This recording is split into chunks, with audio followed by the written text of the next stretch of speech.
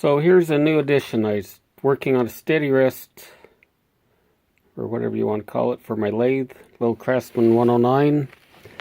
And with this larger chuck, I don't have as much room on the ways as I thought I'd like. And sometimes I'm finding out this tailstock gets in the way, so I can't bring this back and I only got 8 inches of play. So I took what I was doing with the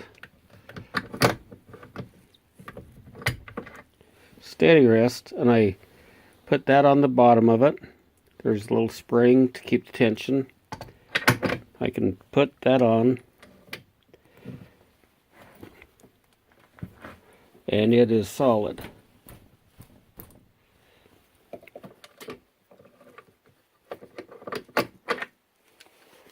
And it is off, and